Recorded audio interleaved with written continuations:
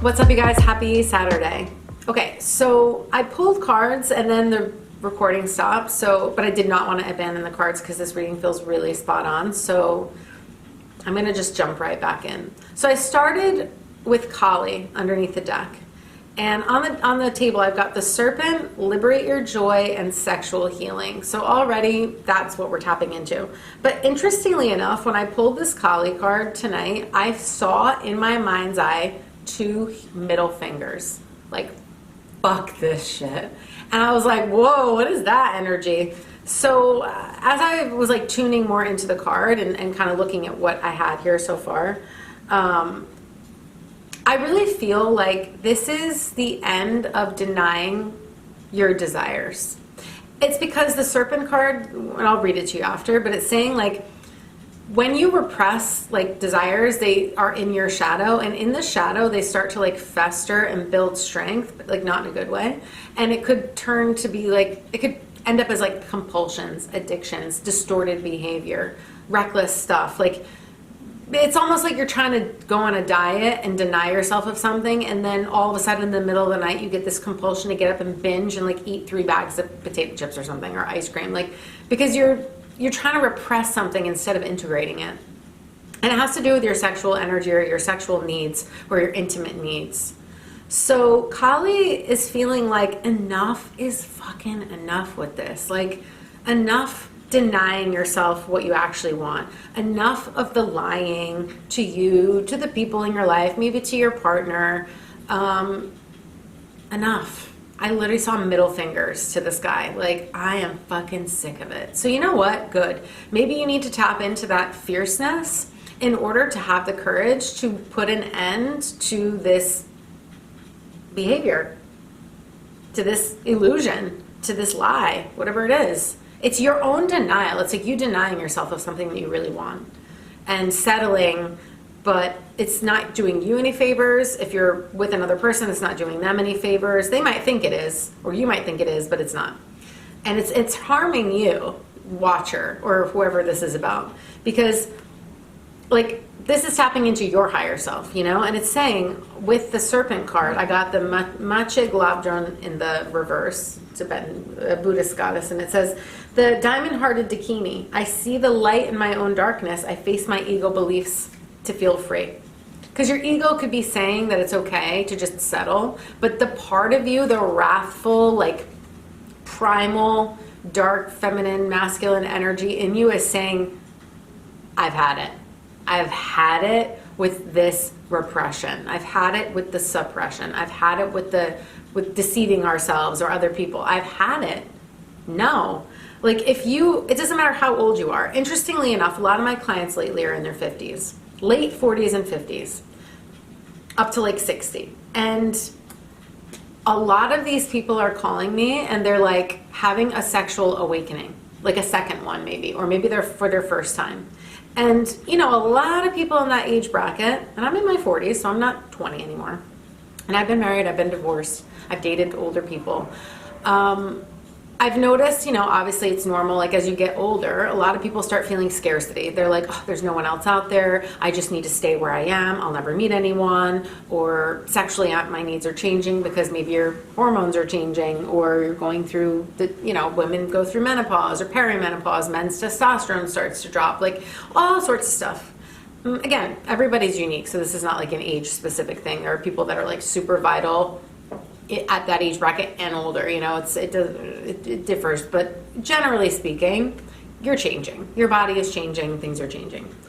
But guess what? You still have needs. And intimacy goes beyond just penetrating. Like, you're emotionally intimate, mentally intimate, spiritually intimate. Like, there's so many ways to be playful and intimate with yourself and with a partner that go beyond just the literal sex. In fact, so much of sex to me is like the erotic, the eros, like what's happening before that moment, before just the doing of it. All the things that lead up to that are just as, if not more, exciting and interesting to me, at least. So Kali is like, enough is fucking enough. Where are you denying yourself of pleasure, of your needs being met, of intimacy? Because the second card here is Liberate Your Joy. And I'm going to read to you what it says. Because it's coming with Kuan Yin, the goddess of compassion. I recognize suffering in order to release it. Curiosity breeds compassion. Okay, but on this card it says, liberate your joy. Loosen up. Life's not that serious. And even when it is, levity, lightness, is the quickest path to resilience and dignity. Pure, unadulterated joy is what distinguishes merely surviving from truly thriving. And in intimacy, a sense of fun is a glue to any relationship. Without it, you may as well be in a corporate finance meeting. Have you ever been in a relationship that is so dry? It is so dead. You are so sexually incompatible. It is so boring, routine, mundane, or non-existent that you feel like you're literally dead inside.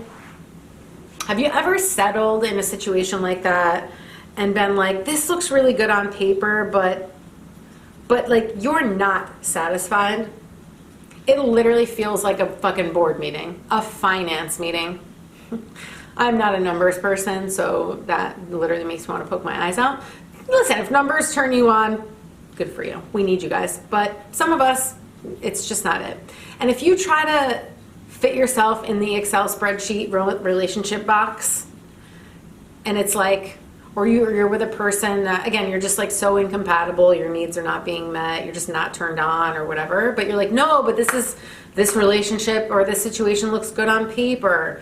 Especially the older you get, it's like, no, but like everything else about it is like what I need. So like, I'll just pretend like I don't have any like sexual or intimate needs. You guys, be fucking for real. Like this will kill your spirit. Staying in a situation like that, like those people who are like, all right, we're going to do it like missionary for 5 minutes in between like CNN Fast Trader and this other thing for like 10 minutes on Sunday afternoon or whatever. It's like, shoot me now. But we've been there. I mean, I've definitely settled in a sexually incompatible relationship long-term before.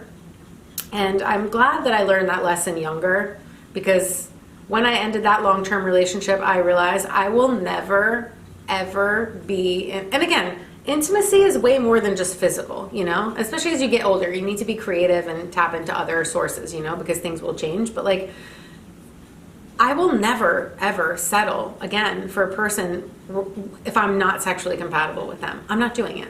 I would rather be alone. In fact, it's so like chill and drama-free to be alone than to be with someone where like maybe a lot of it's good on paper, but sexually you're incompatible, because it creates so much anger and resentment and frustration and maybe even like physical illness over time. Because when I was in that relationship, and yeah, I was in my 20s and into my early 30s, like I was sick a lot. About halfway through that relationship, I started getting chronically ill with mystery illnesses that had no rhyme or reason. Skin issues, acne, digestive problems, backaches, like just weird shit that I couldn't fix it. When it all healed? When I was single again, when I finally let it go and was like, enough, I can't do this anymore. I cannot live this lie. I cannot deny myself my needs. And it wasn't like the person's a bad person. Again, maybe if that's your situation, I don't know if you're single or if you're in a relationship or if this is somebody else in your world, but like, whatever it is, like be compassionate either towards yourself and or to a person who's in that situation, because I've been there. And I told myself a lot of stories for a long time because I'm like, but so many other parts of it are good on paper. I'll just pretend like I don't have needs. Well, guess what? I started being a little deviant behind the scenes. And I'm like, if I stay on this path and pretend like my sexual needs don't matter, I'm going to cheat on this person. I'm going to do something really shitty that they don't deserve. So let me face the facts before I hurt this person unnecessarily. I'm not saying there was no damage done, but I definitely caught it early enough that I knew better. I was like, I know myself and I'm gonna act out. I just felt it and I felt bad. And so I did deal with it. And then I ended it. I was like, I gotta end it because it's the right thing to do. It was hard. It was uncomfortable. I struggled a lot after that financially and in many other ways, but I do not regret it for one split second, because after that, one, I experienced something so much better that that gave me new hope that you can be very compatible and your needs can definitely be met. And also it just set me free from like that denial. And so there's something about this card I need to read you. Hold on. Let me just look at the Kuan Yin card. The curiosity breeds compassion. There's a message in here and I can't remember what it says. Hold on. I think a lot of people really ignore how important this is. And guess what? Like, as you get older, now again, is it important for every person? No. Like, some people don't really care. They'd rather have companionship. They don't really care about intimacy, or it doesn't look like sex to them or whatever. That's fine. Do you. I know for me it's very important, and it's something that I won't ever deny myself of again, but, you know, you gotta learn. So anyways, Kuan Yin, where the fuck are you? Sorry. Where is it? Oh, here we go. What do we need to see in here? There's definitely something. All right, it's saying that this is the deep medicine that comes simply from being willing to bear witness to someone else's pain, to really listen. Remember my last reading, if you watched it, it was deep listening at the end. Listen close. It says to really listen, we have to move from the ego to the soul, so the story we're listening to doesn't become about us or trigger us. This also applies to the moments when we're listening to the story we tell ourselves about who we are. We're often way harsher and less forgiving to ourselves than we would ever be to someone else. So this card suggests that we listen simply with curiosity. Curiosity allows us to detach from needing to take the suffering of someone we love personally.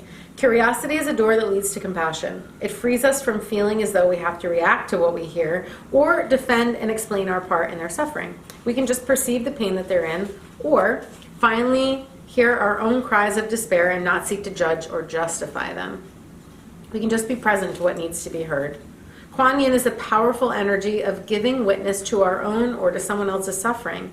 Often just a calm, abiding presence of compassion is all that's needed to transform that suffering into clear light. What pain or suffering can I listen to now with curiosity? Do you know what I mean? This is why I'm saying I'm making jokes, but like it's not fun when you're in it, and it's not a joke. Like I know I can speak from definitely like personal experience. If you, let's say like you have chemistry with a person and then one or both of you ends up in another relationship where it's very bad, you know what I mean? Like where that's like, it's a problem, and like intimacy is a real problem, but maybe like I said, somebody goes to do the practical thing, or they're like, well, I'm looking for security, or I'm looking for something else. And so they deny their sexual or their intimate needs. They go for the practical, logical thing. They end up really feeling depressed about it because it's like, well, now my sexual needs are null and void. And maybe if you were on the other end of that or whatever, like you feel rejected. You feel like, wow, this, like, I don't know, I'm trying not to be super specific, but you know what I mean? Like, I think a lot of us have been there where maybe somebody leaves you or you leave someone to go do the practical thing, and maybe there was a lot of spark there, but like other things might have been missing at the time. And then you take it personally that that person or they take it personally that you left to go do something else, and they think that it means something about them.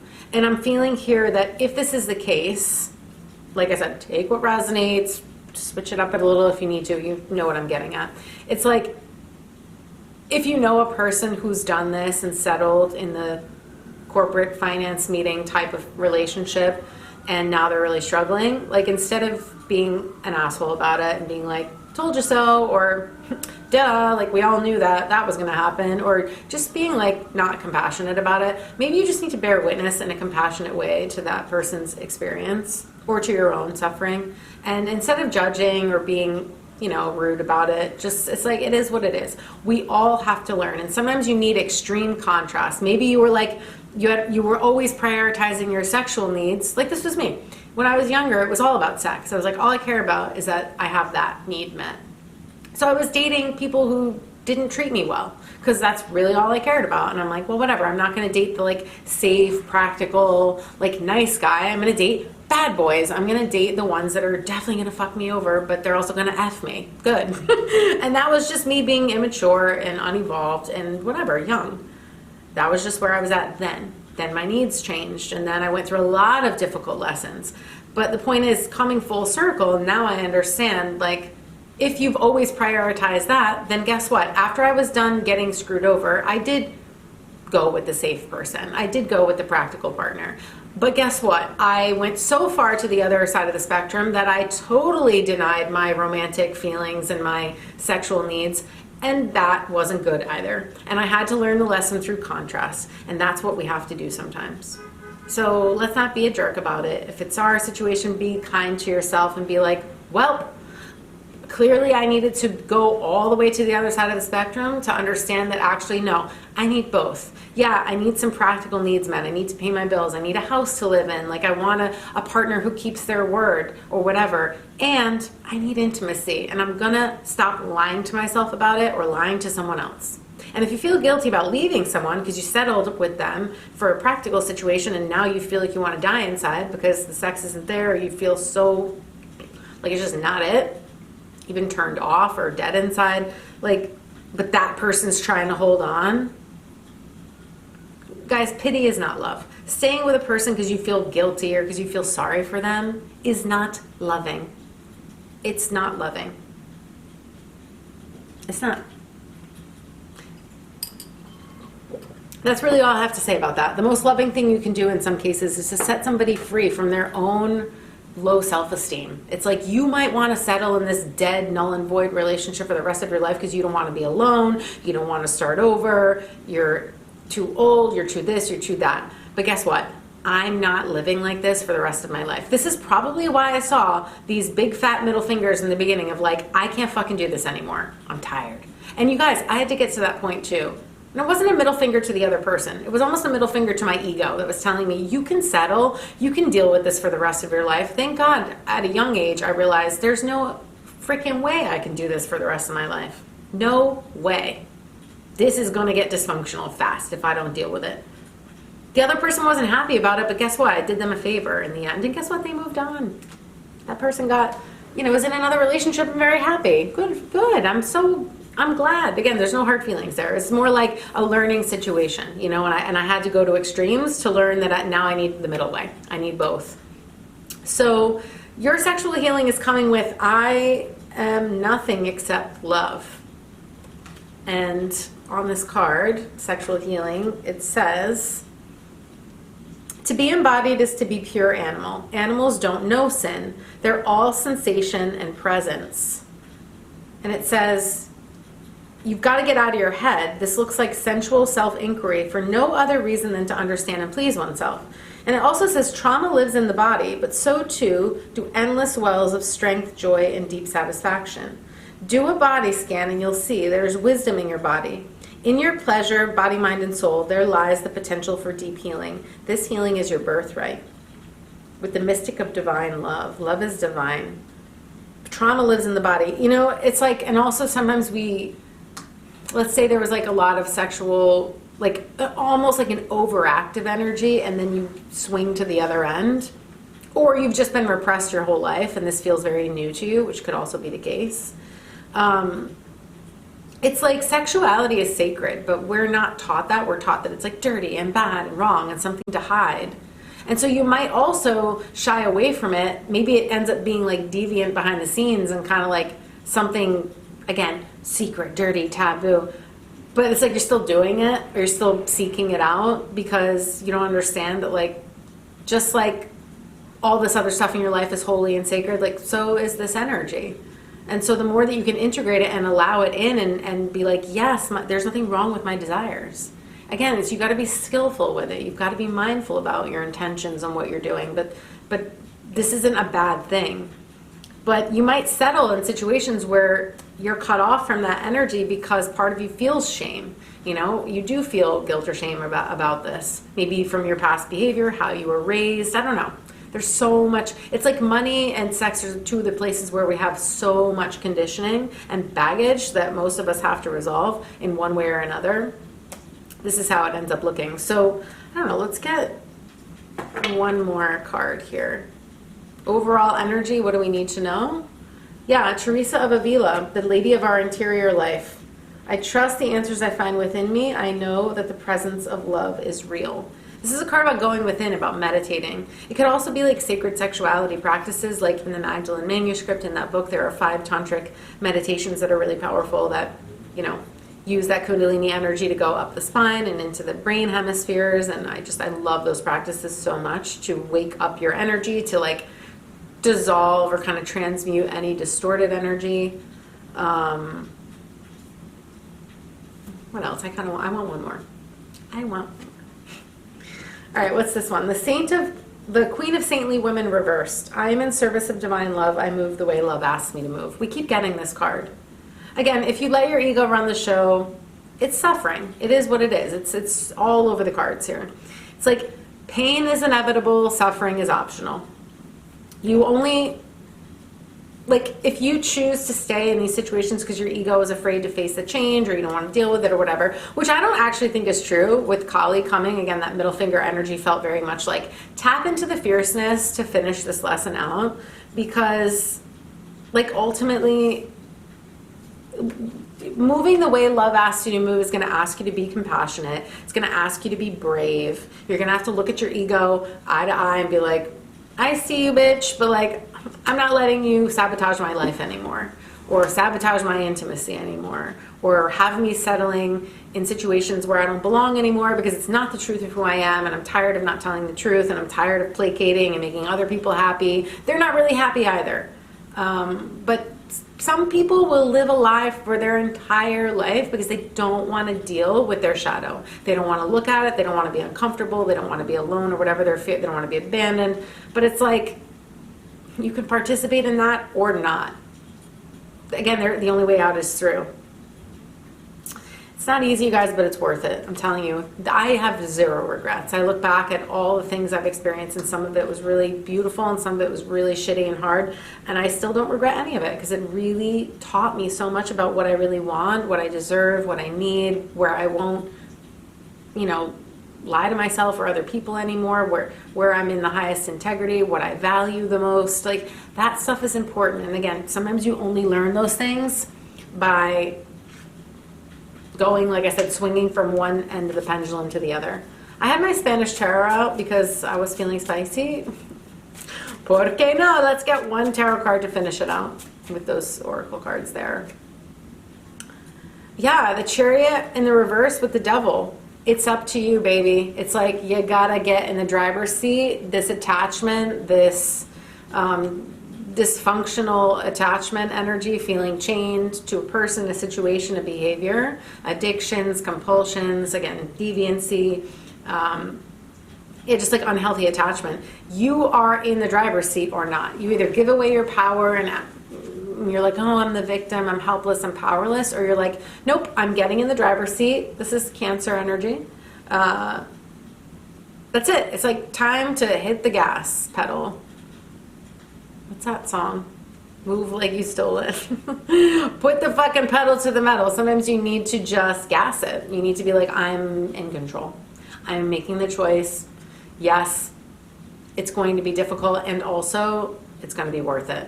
Burst the bubble. Move forward. But it's up to you. This is like an individual choice. Sorry, let me check the time.